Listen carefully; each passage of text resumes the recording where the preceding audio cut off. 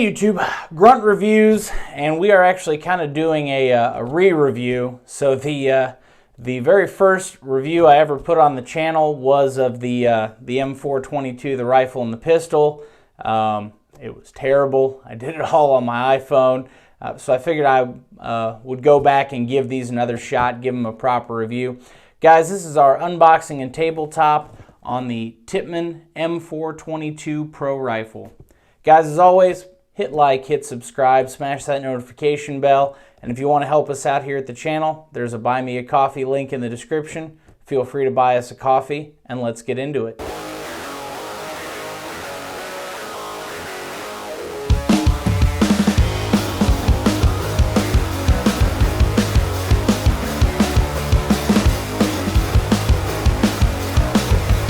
So let's get this bad boy out of the box. This is the M4-22 Pro. They've got 3 levels of these. They basically have the Classic, which is the entry level. They have the Pro, which is most of what I'm seeing available. And then they have the Elite as well. The Pro is essentially everything the Elite is, except it uses a polymer handguard instead of an aluminum handguard. But we'll get this thing pulled out. So like most firearms, it now comes in a cardboard box.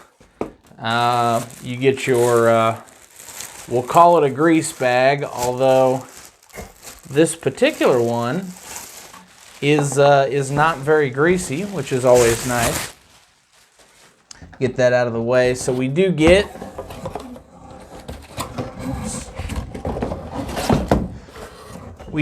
our instruction manual, our safety lock, and 1 magazine. We'll go ahead and get this box out of the way here. So, if you've seen our review on the pistol, it comes with the same neat little hang tag for sales. And what's really nice about this is everything is very well laid out. So we do get, out of the box, a very nice set of Magpul style sights, and these are actually dual use.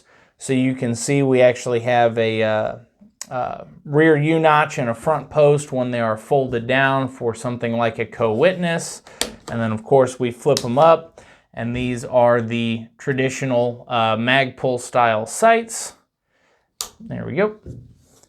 So flip up, flip down, no issue there. Do get, of course, our coated bolt. We do get a full dust cover here as well. The nice thing about this too is this is all aluminum receivers, so it's not the cheap polymer style stuff that a lot of folks are doing on their 22s. We do get a polymer handguard, but it is very, very well built. This thing is pretty freaking sturdy, and we will put that to the test as we take her out to the range. Adjustable mil-spec stock, mil-spec style buffer tube as well too, so you can change this out to a Magpul or something a little bit more to your liking if you should so choose. Does have a functional forward assist, which is very, very cool as a training aid. They do, of course, give you the ambi sling mount from the factory, another nice, well thought out feature from Tippmann. And then they do give you a very Magpul-esque style grip. I can't say this is made by Magpul, but it is identical to the Magpul, minus the plug in the bottom for storage. And we'll also talk about the magazine as well too. So this is, of course, mil-spec dimensions, and what I like is the fact that they give you this external cover, so you can still load it just like a standard 22 with your slider. And if you should so choose, you can pull the cover completely off and use it just like that. But what I like, if you are out hunting or you're at a dusty range, once you load it up, you can place that cover back over it, and it does seal the magazine pretty well to keep the dust and dirt and crap out of your rifle.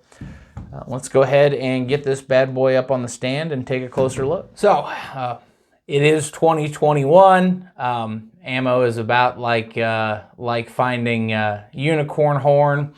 And so 22, to an extent, can still be found and is still somewhat affordable.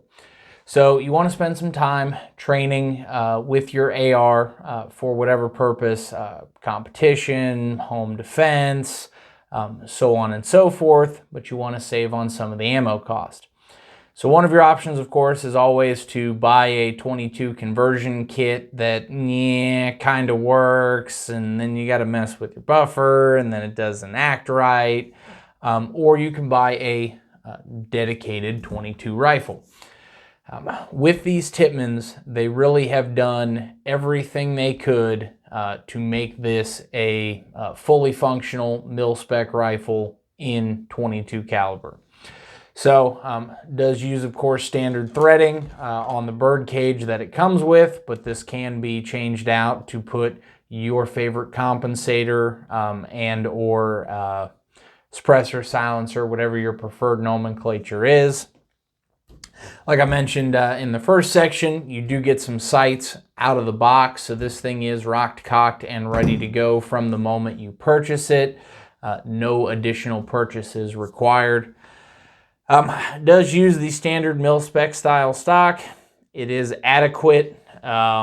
It's a little bit loose. They probably could have gone with something a little bit better, but the fact is you can change this out to the stock of your preference, and with the aftermarket available, almost everybody's going to do that. So all of your controls are in the same place, just where you'd expect them. So it does have a standard safety, not an ambidextrous safety.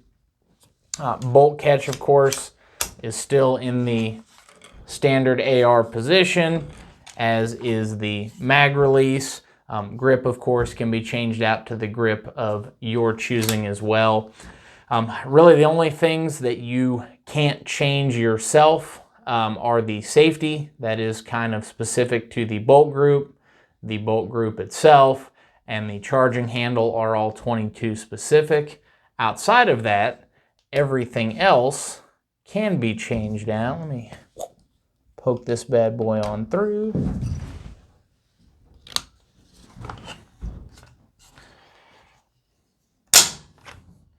So the other thing, and we will go ahead and test this out at the range, but this does accept AR style drop-in triggers.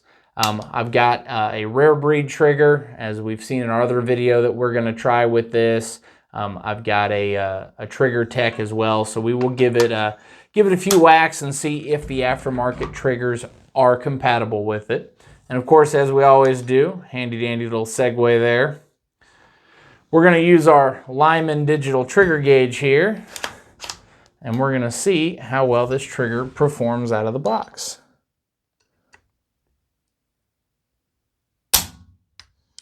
All right, so first pull, 5 pounds, 14 ounces.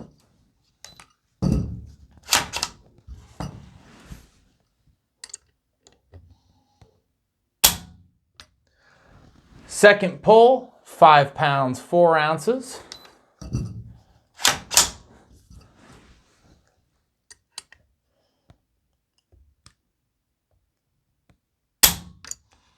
And third pull, 5 pounds, 6 ounces.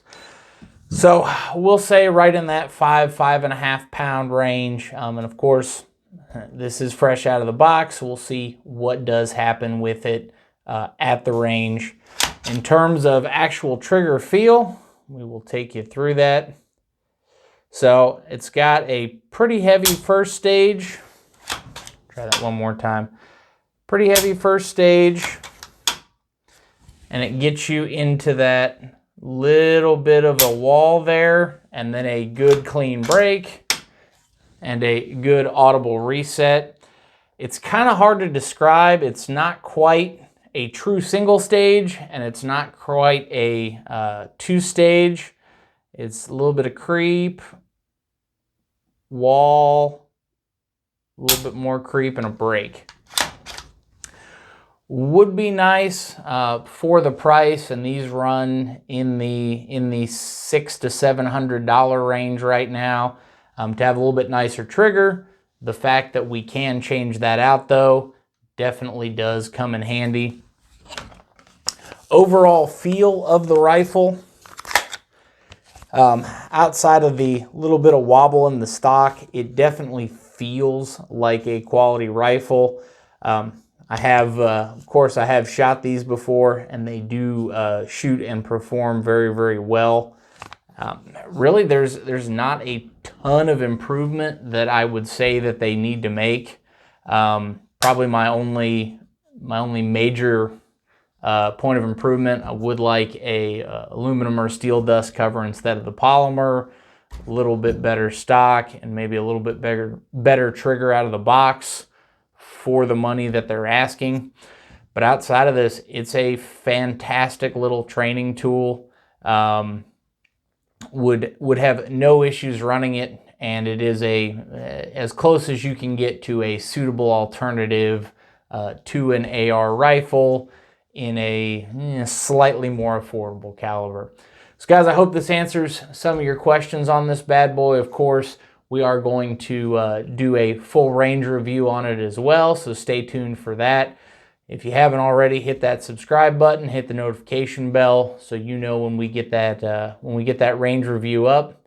And as always, stay safe, train hard.